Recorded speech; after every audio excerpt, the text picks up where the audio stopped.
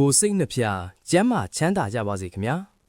Voice of Truth ကနေကြိုဆိုပါရစေ။ယနေ့တင်ဆက်ပေးခြင်းတဲ့အကြောင်းအရာကတော့အရှိအလေပိုင်းမှာဖြစ်ပွားနေတဲ့အစ္စရေးနိုင်ငံကိုပြစ်မှတ်ထားပြီးအီရန်ဘက်ကပြစ်လွတ်လိုက်တဲ့ဒုံးကျည်အသစ်တစ်မျိုးအကြောင်းပဲဖြစ်ပါတယ်။ဒီဒုံးကျည်ဟာတာမန်ဒုံးကျည်မျိုးမဟုတ်ပါဘူး။နျူကလ িয়ার ထိပ်ဖူးတွေတဲဆောင်နိုင်ပြီးမြေပြင်ပေါ်ကိုမကျရောက်ခင်မှာတင်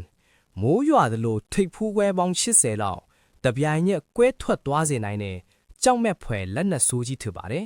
။ဒီကနေ့မှာတော့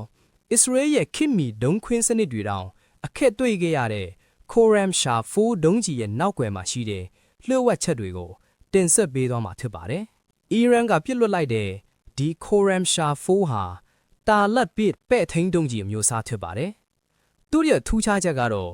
cluster munition လို့ခေါ်တဲ့အစုလိုက်အပြုံလိုက်ပောက်ကွဲစေနိုင်တဲ့ထိပ်ဖူးတွေကိုတည်ဆောင်လာတာမှာဒီဒုံးကျည်ဟာ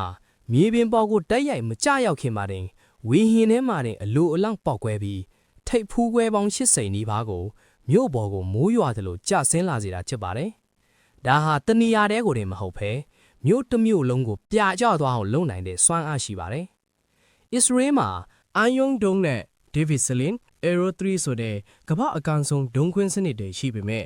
ဒီခိုရမ်ရှာဖို့လို့ ballistic ဒုံးကျည်တွေဟာအလွန်မြင့်တဲ့နေရာကနေမြန်နှုံးမြင့်နဲ့ကျလာတာကြောင့်ရာဂိုင်နှုံးပြည့်ကြားဖြတ်ဖြစ်ချဖို့ဆိုတာမဖြစ်နိုင်သလောက်ခက်ခဲလာပါတယ်။ဒီဒုံးကျည်ရဲ့စွမ်းဆောင်ရည်ကအံ့ဩစရာပါ။ကီလိုမီတာ2000နီးပါးအထိရောက်အောင်ပစ်ခတ်နိုင်ပြီးစုစုပေါင်းအလေးချိန်ကတန်30နီးပါးရှိပါတယ်။ဒါဟာအီရန်ရဲ့အိမ်နီးချင်းပင်လယ်ကွေ့နိုင်ငံတွေအတွက်တော့တကယ်ကိုအိမ်မက်ဆိုးပါပဲ။ပညာရှင်တွေရဲ့အဆိုအရဒီဒုံးကျည်ဟာမြောက်ကိုရီးယားရဲ့မူဆူဒန်ခေါ် BM-25 ဒုံးကျည်နီးပညာကနေဆင်းသက်လာတာလို့ယူဆရပါတယ်။ဒါအပြင်ဒီဒုံးကျည်ဟာအရှေ့အလယ်ပိုင်းတစ်ခုလုံးသာမက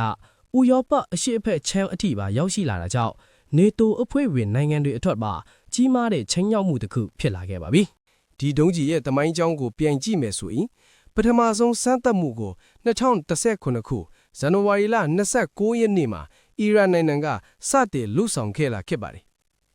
အဲ့ဒီအချိန်ကအမေရိကန်အစိုးရတစ်ဖြစ်တဲ့ Trump အစိုးရတာဝန်ယူပြီးရက်ပိုင်းအတွင်းမှာပဲဒီစမ်းသပ်မှုကိုလှုပ်ဆောင်ခဲ့တာမို့တကမ္ဘာလုံးရဲ့အာရုံစိုက်မှုကိုအထူးရရှိခဲ့ပါတယ်။အဲ့ဒီနောက်2019ခုစက်တင်ဘာလမှာကျင်းပတဲ့စီရေးပြအခမ်းအနားမှာတော့ဒီဒုံးကျည်ကိုလူထုရှေ့ပထမဆုံးအကြိမ်ထုတ်ဖော်ပြသခဲ့ပါတယ်။တကယ်တော့2019မှာစတင်ခဲ့တာကပထမမျိုးဆက်ဖြစ်ပြီးအခုနောက်ဆုံး2023ကနေ2026အတွင်းအသုံးပြုနေတဲ့ Khoram Sha 4တို့မဟုတ်ခိုင်ဘာဒုံးကျည်ကတော့နီးပညာပိုင်းအရာအမြင့်မားဆုံးဖြစ်တဲ့စတုထမြောက်မျိုးဆက်ပဲဖြစ်ပါတယ်။အီရန်နိုင်ငံနဲ့အစ္စရေးနိုင်ငံဟာပလန်မြအားဖြင့်ကီလိုမီတာ1500ကနေ1800ဝန်းကျင်အထိဝေးကွာပါတယ်။ဒါဟာမိုင်ပေါင်း930ကနေ1120မိုင်လောက်ရှိတာဖြစ်ပါတယ်။အတန်နဲ့8ဆကနေ16ဆအထိမြန်တဲ့ဒီဒုံးကျည်တွေအတွက်တော့အဲ့ဒီအကွာဝေးဟာဘာမှမဟုတ်ပါဘူး။ Khoram Sha 4လို့ဒုံးကျည်မျိုးဟာပဲ့ထင်းဒုံးကျည်အမျိုးအစားဖြစ်လို့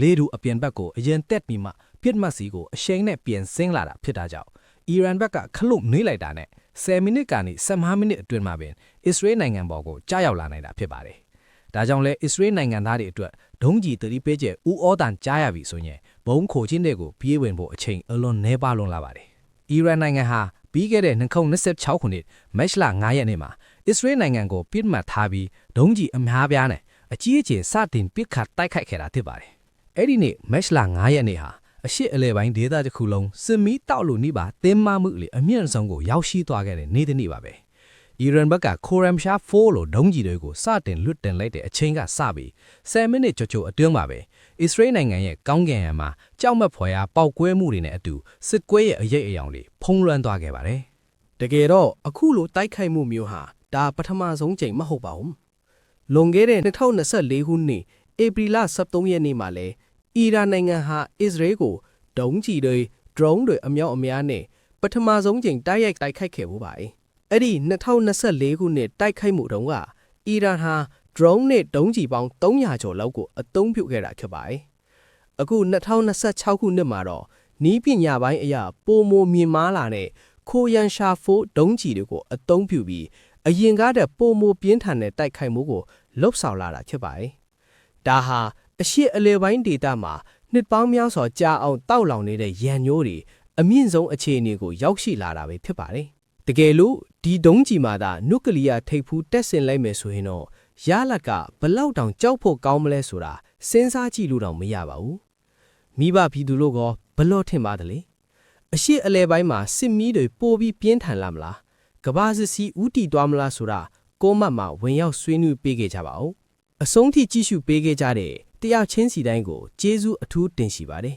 အားလုံးပဲဘေးရန်ကင်းကွာပြီးကိုယ်စိတ်နှဖျားချမ်းသာချမ်းသာကြပါစေခင်ဗျာ This is the voice of truth. Facts. Knowledge.